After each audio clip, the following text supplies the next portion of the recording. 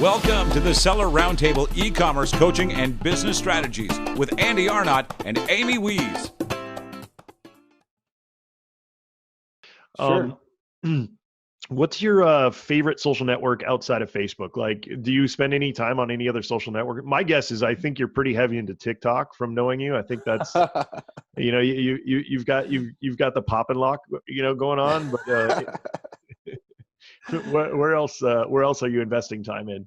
I have avoided TikTok like the plague, simply because of the ads that I've seen on Audience Network for TikTok annoying me, interrupting my online gameplay. No, I love LinkedIn. I love LinkedIn so much. It is, obviously this is going to be more for business owners that are on social media rather than just, personal users, but it's so underused. It's not saturated yet. There's so many possibilities to build communities. I love writing LinkedIn articles that people will read about in-depth analysis of the market, of trends coming up for anything, and being able to interact with people that are pretty famous sometimes, big time level, on a one-on-one basis on LinkedIn. Wow. Being able to see firsthand different stuff of how business works from LinkedIn, and just the fact that it's focused on that. I don't have to see a Trump meme. I don't have to hide posts on LinkedIn and feel bad about stuff when I'm scrolling the feed. And like, you just see all kinds of rando people on there that are real experts at what they've been doing. And you get to peek, behind the screens. Neil Patel, for instance, who I got to see live at the MiniChat Conversations Conference, which I was invited to by Mikhail Yang, who created MiniChat, when I met him at Internet Marketing Party in Austin. I got to see Neil perform live, and it was great. But Neil Patel's LinkedIn, my God, there's so much free content he provides on there that people are paying for elsewhere on different channels. It's crazy what kind of like free resources, I guess. Another reason, long story short, why I love LinkedIn is of all the learning opportunities that you have of learning stuff that you would normally have to pay for in other verticals and other channels. I love it. I couldn't agree more. So yeah, a lot of the connections, and I, like you said, you hit the nail on the head there. Is I've interacted with like some pretty big players like Barbara Corcoran, like people who you'd never think would talk to you or interact with you. Neil, through his podcast, I was able to see him live in LA, actually sit and have a conversation with him one-on-one, invite him to our podcast, which he's been on, which is pretty cool. So you're in good company there, Trevor. That's awesome. Yeah. And so, yeah, that's the thing with LinkedIn is like every day I'm getting, people reaching out to me who, I would never, ever connect with on Facebook, because it's just a different audience. Not to say that the audience I have on Facebook is not valuable. All of them are also valuable as well. But I'm just saying the types of connections, if you're a business owner, exactly what you said, and your end goal of the day is to better your business, better yourself, LinkedIn is absolutely untouchable. I've actually been, because of my technical background with building apps, building websites, all those kinds of things for so many years, I've actually been looking into decentralized social networks, especially since my last interaction with Facebook. So there's some pretty interesting technology going on now that I'm, possibly in the future going to get involved with, either investment wise or, building a product. But there's some pretty interesting stuff going on. And, I keep saying that, Amazon is the MySpace of social networks. But I honestly think that if Facebook, this is my own personal opinion now, okay. I'm not speaking for Trevor or Amy, but in my opinion, Facebook is going to have a hard time keeping an audience on the platform if more and more people are getting banned for no reason. Because once people realize that, their time and effort could possibly be wasted, people are going to lose confidence in that platform and decide to not spend more time there, which is exactly what happened with me. Right. But it's still early on. I got banned, and I've heard of other people getting banned, but that could just end up getting worse and worse and worse, and then at some point people are just going to get fed up with it. So, I absolutely love LinkedIn. I've been putting a lot more time into LinkedIn, but like I said, really my end goal moving forward is just really building my own channels where I own the audience and I own the platform. And, because to me, it's just, I've been burned I've got stories, Amy's heard the story. The audience has heard the story about Google. I got banned. I had a 7-figure app business. I built Android apps super early on for Google when nobody even knew what Android was. And it was the same kind of thing where one day I just logged into my account. They said, "Hey, you've been banned." And come to find out, at least they had the common courtesy to give me the reason why, which they said I violated one of their trademarks.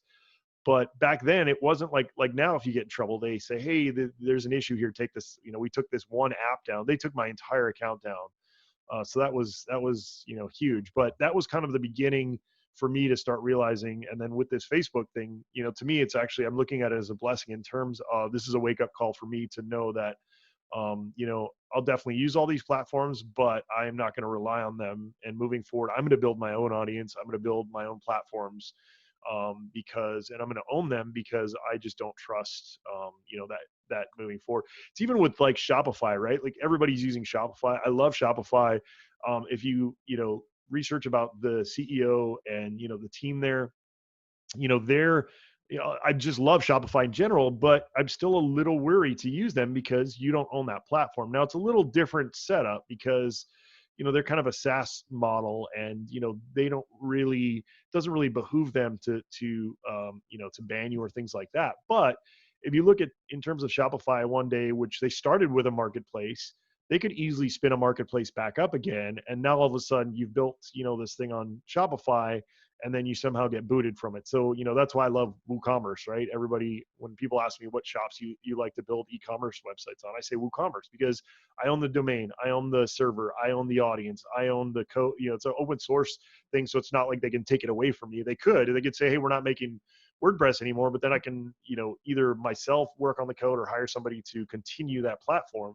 So to me, that's why I love those kinds of solutions. I'm the same way. I'm definitely more of a build your own kind of person.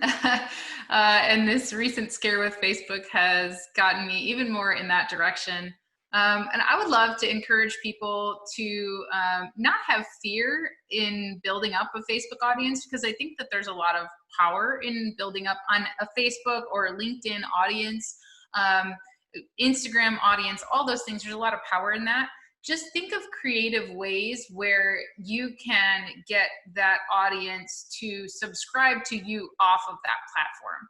So whether or not you do like a live webinar and you have them register for it and you get their email or whatever it is, but make sure that you have a way to follow up with those users and with those followers that you're building. I can't even imagine being like an influencer on Instagram or Facebook or something like that and having tens of thousands of followers and suddenly being cut off, especially for brands. If you build your brand way up, and you've got 20,000 followers and everybody's crazy about your brand, and suddenly you get just cut off for no reason, and you don't get an email from Facebook or Instagram, you have no idea what's going on, and you're just down.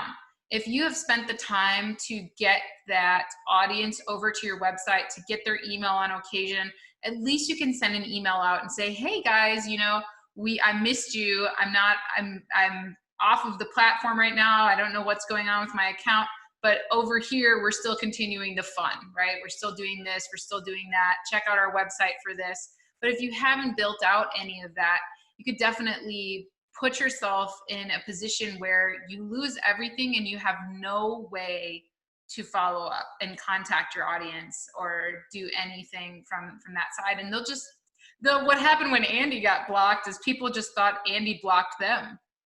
They thought that Andy was purposefully ignoring him or that ignoring them or something, so when that couldn't be farther from the truth, people kind of got this idea of, oh, well, he blocked me, so I guess whatever, but we spread the word and said, hey, his account got deleted out of nowhere. And so anyway, it was really important to be able to know how to contact Andy outside of Facebook. And so it's really great, those people that know the platforms that he owns, and they could definitely go to those platforms and chat with him, or, he's got separate chats set up on all of his websites and stuff. So anyway, we all need to follow in those footsteps and make sure that we have a presence on social media and we grow that presence and we connect with the audience, but we also get that audience to come and connect with us in other ways.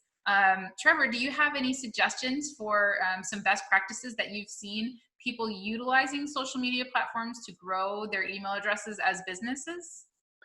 Yeah, I mean, I definitely agree with everything you're saying. That was definitely on point with what I was mentioning before about omnipresence and just making sure that you have multiple channels to interact with people on. Because yeah, that would be a nightmare to be one of those influencers and suddenly have everything taken down. I have a friend of mine who built several meetup groups to 100,000, and Meetup just one day shut him down. No reason. And this is different, right? He's not posting videos from copyrighted material where it's a feature block and they're, oh, you're trademarking, infringement, blocking you. They just didn't like the fact that he was so popular. So I think, this lesson definitely continues to be learned across multiple platforms, whether that's Facebook or Amazon or Meetup. Is the lesson is get your people off platform, get their email addresses. Heck, do a promo to send them snail mail something, whatever. Get their information so that you're not at the mercy of these giants that can shut down your business with the flick of a switch. As far as like email capture from social media, I think the idea is to get them off of social media first by, I know messenger bots, they have little opt-ins. They can say, hey, enter your email address if you want to receive information about this upcoming event or contest or, something related to what they expressed interest in. And so then they'll get a link in their email, but then you have their email that you can, then repurpose for other retargeting campaigns later on. When I was studying under Amy Porterfield, who I love, she's wonderful. She taught doing Facebook Live videos for a Facebook Live show on a weekly basis with a whole name and cover and everything like a podcast would have to do a content upgrade and kind of advertise that at the beginning and say, hey, I got something special for you coming up, mid-show, and then kind of build the anticipation. And then you lead up to that. And then in that point, like halfway through or whatnot, say, hey, if you really found value in this content, you'll really love this other, ebook, video, guide, whatnot, just enter your email in the comments below or in a message or, whatnot. And then you can do a lead capture that way. That can be done through podcasts as well as Facebook Lives. Things like that also work. Video is king right now. So anything that incorporates video is definitely going to help. And lead capture is really nice if you have them engaged. If they're super engaged and you want to have it like a Netflix series where, okay, you're so excited, but wait, there's more. Enter your email address to get early invites to this super secret special party coming up where, the first select entries will win a Bernie 2020 hat. Whatever the case may be, it's all about engagement. And I think being able to use social media as a way to build like your new BFFs on Facebook, on Instagram, on Twitter, wherever and however, because of that community, to reinforce that through follow-ups, through kind of email series where you're telling a story broken up into segments and then leading them wanting more. I think that is a good way to lead to email capture from social media. Awesome. Lots of great tips. Yeah. So, Trevor, any favorite podcasts, motivational books, things that you're into right now in terms of, learning? In terms of learning stuff that's motivational for me, wow. I have really just been motivated by the strength of other people helping each other through this crisis. And, the stuff that we're going through right now, I am motivated by the strength of, the human spirit not to break. It's so hard right now. I've recently been in the hospital, something not related to this COVID stuff. And I've had to overcome some health challenges myself, and it's hard, right? Your mindset goes crazy when the panic is wide right now, and it's hard. If it bleeds, it reads. The news doesn't really focus on calming you down. I think it's really good to do research and inform yourself. Facts, not fear, right? But as far as like motivation, I think just personally looking back to see the obstacles that I've overcome so far and what I've faced, and I think everyone has obstacles they've overcome, and reminding ourselves that, even if it looks bleak right now in parts, that we've got this far. We've overcome stuff before. We'll overcome this too. Yeah, I saw a post, and it was comparing, what's happening now to, some of the stuff that's happened in the past. And, one of the points I made on one of my LinkedIn posts is like, the people who are like complaining about having to sit in their house. I was like, think about during World War II, being one of the guys who's, dropped on a beach in front of mortars, machine gun nests, all these, and charging out onto that beach. I mean, the level of sacrifice and things that we're doing now is minuscule compared to, not only people who came before us in our own country, but just in general in the history of the world. I mean, we're still in our warm houses. We got food. We got TP. We got an overabundance of TP, which people I'm going to keep giving you this pro tip. Time your business right before you're going to take a shower. 0 TP needed. You're welcome. I just saved you having to go to Costco to buy more TP. You're welcome. Oh my folks. God. Banana trees have large leaves as well. But, there you go. I mean, come on, people. The cavemen didn't have TP. We can live without some of these things. If you can get a hold of them, great. But don't panic if you can't. Well, Trevor, let people know where they can get a hold of you, where they can reach out if they want to work with you, or if they want to pick your brain. I know that you're usually pretty available and just answering quick questions and having people reach out. Sure. Yeah. I mean, I do my paid services for Facebook consulting and then business consulting. I can definitely, talk to people about what they have needs for and see if, we're a good fit. My email is trevor@trevorwgoodchild.com. My credit card number is no, I'm just kidding. But email is good. I mean, you can try to find me on Facebook. I personally don't like discussing business on Facebook. Again, the same kind of thing, where you got all your stuff in one place. Here's also a pro tip. Facebook does read your messages. Not all of them, but a large percentage. And it is for the protection of minors and things like that. There's good reasons behind it, but it's not really that private. So I would also caution on what we discuss on Facebook. Just for your own protection. But yeah, you can reach out to me on Facebook if you want, just to start a conversation that we can move offline on the phone or email or whatnot. And I believe, I don't know my vanity URL, do I? I think it's just facebook.com/TrevorWGoodchild. I think that's it. But let me give you some last tips for Facebook. So right now, as you know, video is king. Meaningful interactions are what Facebook loves. They love meaningful interactions. While a like is great, as far as the algorithm and the points they give you for increased engagement, those engagement responses of the faces, obviously the mad face, not so good. Those are really ranking high. You don't ever want to do engagement bait. Never say comment below to. Facebook doesn't like that. Instead, ask for someone's feedback about how would you do this, You don't want to post external links. Like YouTube, for instance. Facebook hates you posting YouTube links. Upload the video natively instead. Create ads that start conversations. They show up higher in the newsfeed. And you always want to seek feedback from the users. And Facebook doesn't like you posting links from other websites on Facebook, but they love traffic from other websites to Facebook. So you can post blogs asking for follows on Facebook.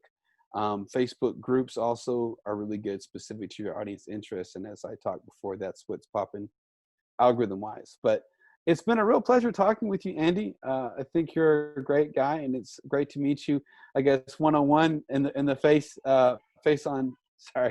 face-to-face through video chat as for our own safety, Amy. So thanks again. Thanks so much, Trevor. Really appreciate it. And thank you guys so much for joining us. As usual, please rate, review, subscribe on the podcast. We'd really, really appreciate that, guys. Thank you so much for all of you guys joining us live. If you guys don't join us live, you're not going to be able to answer the questions live and interact with these great guests. Like we have, Trevor, and we also do the extra innings where we stop recording and you get to, ask our guests one-on-one questions and things like that. So make sure that you guys join us live, 1 p.m. on Tuesdays. And we always post the link on our social media if we're still on that specific platform. If not, go look for us elsewhere. Thank you guys so much for joining us. And Amy, any last words? Nope, I think you said it all. Thanks, Trevor. We really enjoyed. This was like such a relevant conversation this time. So I think we all learned a lot, and it was a good conversation to have. Yeah, absolutely. All right, see you guys next time. Bye. Bye. Thanks for tuning in. Join us every Tuesday at 1 p.m. Pacific Standard Time for live Q&A and bonus content after the recording at sellerroundtable.com. Sponsored by the ultimate software tool for Amazon sales and growth, sellerseo.com and amazingathome.com.